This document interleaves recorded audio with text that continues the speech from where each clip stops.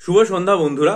আমাকে বিগত দুদিন ধরে অনেক পরীক্ষার্থী একটা বিষয় জানাচ্ছেন, সেটা হচ্ছে যে ক্লার্কশিপের যে এই ক্লার্কশিপ বলছি মিসলেনিয়াস মেন পরীক্ষার যে টেন্টেটিভ ডেট প্রকাশিত হয়েছে সেটার সাথে মে মাসে একই দিনে নাকি কনস্টেবলের যে পরীক্ষা কলকাতা পুলিশের অনুষ্ঠিত হওয়ার কথা সেই ডেটটা নাকি সমাপতিত হয়েছে। তো যাই হোক, আমি মোট কথা আর কি কলকাতা পুলিশের ওয়েবসাইটে গিয়ে চেক করলাম বা ডাব্লিউবিপির ওয়েবসাইটেও চেক করলাম, কারণ আমি ঠিক এই ব্যাপারগুলো সম্পর্কে ততটা ওয়াকিবহাল নেই। কিন্তু আমি দেখলাম যে এটার কোনো অফিসিয়ালি প্রকাশ ঘটেনি। কিন্তু অনেক পরীক্ষার্থী আমাকে হোয়াটসঅ্যাপে যারা জানিয়েছেন যে এই ব্যাপারটা জানা গেছে যে একই দিনে পড়বে।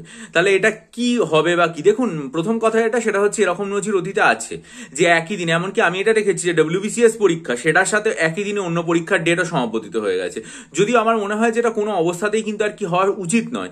একই দিনে এইরকম ভাবে দুটো পরীক্ষা হলে যেটা অসুবিধা হয় সেটা হচ্ছে বহু পরীক্ষার্থী যিনি আর কি মিসলেনিয়াস মেন দিতে যাবেন তিনি একই সাথে কলকাতা পুলিশের কনস্টেবলের পরীক্ষাও দিতে যান। বিশেষ করে যেহেতু একই রাজ্য সরকারের অধীনে পরীক্ষা হচ্ছে বা যারা চাকরি পাবেন তারা রাজ্য সরকারের অধীনে চাকরি করবেন, সেই হিসাবে আমার মনে হয় দুটো পরীক্ষার ডেট আলাদা করে দেওয়া উচিত। আর 2 নম্বর, যেহেতু পাবলিক সার্ভিস কমিশন অলরেডি তাদের ডেটটা আগে ঘোষণা করে দিয়েছে, তাই আমার যেটা মনে হয় সেটা হচ্ছে যে ভবিষ্যতে এই ডেটটা এখনো তো অফিসিয়ালি আসেনি, তাই যদি একটু পরিবর্তিত হয় তাহলে বহু পরীক্ষার্থীর ক্ষেত্রে সুবিধা হবে। কিন্তু আমি আবারও বলছি, অতীতে এরকম নজির আছে একই দিনে একই রাজ্যের দুটো আলাদা আলাদা ডেট সেটা আর কি সমাপতিত হয়েছে। তা আমার যেটা মনে হয় সেটা হচ্ছে যে এই যে বিষয়টা, এটা আপনারা যেটা করতে পারেন সেটা হচ্ছে যে যে দপ্তরে এই পরীক্ষাগুলো নেয় তাদেরকে জানানো যেতে পারে যে এরকম যেন আর কি না হয়। তবে একটা যুক্তি এখানে প্রতিযুক্তি হিসাবে উঠে আসে, সেটা হচ্ছে যে মিসলেনিয়াস যে মেন পরীক্ষা সেটাতে পরীক্ষার্থী হিসাবে আবির্ভূত হবেন কজন? ধরা যাক সেটাতে পরীক্ষার্থী হিসাবে অ্যাপিয়ার করবেন মোটামুটি ধরুন 7,000 জন বা 8,000 জন পরীক্ষার্থী। কিন্তু সেই 7,000 বা 8,000 জনের জায়গায় হয়তো দেখা গেল কনস্টেবলের যে পরীক্ষা হবে সেই পরীক্ষা দেবে হয়তো মোটামুটি 6 থেকে 7 লক্ষ পরীক্ষার্থী কনস্টেবলের পরীক্ষা দেবে।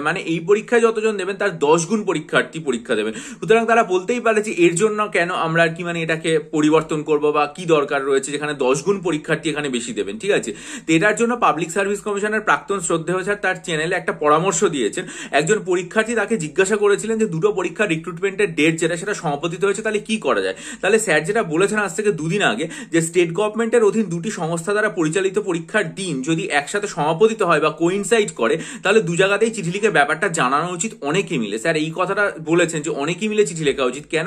কারণ একজন দুজন লিখলে হয়তো ব্যাপারটার প্রভাব ততটা গুরুত্বপূর্ণ হয়ে আসবে না, বরং অনেকে মিলে যদি লেখা যায় তাহলে হয়তো পরীক্ষার ডেট পরিবর্তনের কিছুটা দেখা যেতে পারে। আমরা দেখেছি এর আগে অতীতে পাবলিক সার্ভিস কমিশন কিন্তু এরকম ভাবে পরীক্ষার ডেট পরিবর্তন করেছে, অন্য একটা পরীক্ষার সাথে একই পরীক্ষার ডেট কোইনসাইড করেছিল বলে তারা পরীক্ষার ডেট পরিবর্তন করে এবং অন্য দিন তারা করে দেয়। এবং আমরা যেহেতু একটা পরীক্ষার ডেট আমরা জানি সেটা টেন্টেটিভ, আর একটা পরীক্ষার ডেট এখন অফিসিয়ালি আসেনি, সেক্ষেত্রে আমার মনে হয় যে পরীক্ষার ডেটটা এখনই আর কি চেঞ্জ করে নেওয়া উচিত, তাহলে সমস্ত পরীক্ষার্থীদের সুবিধা হবে।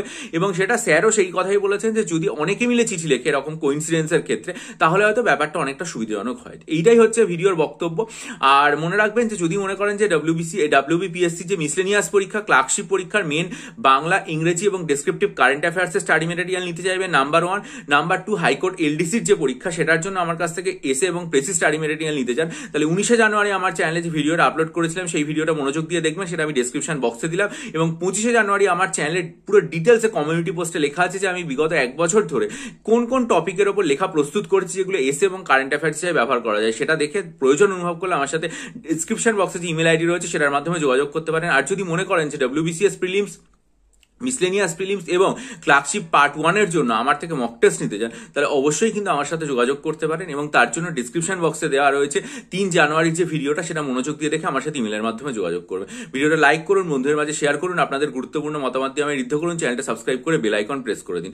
ভালো থাকুন, বিজয়ী হন, সফল হন।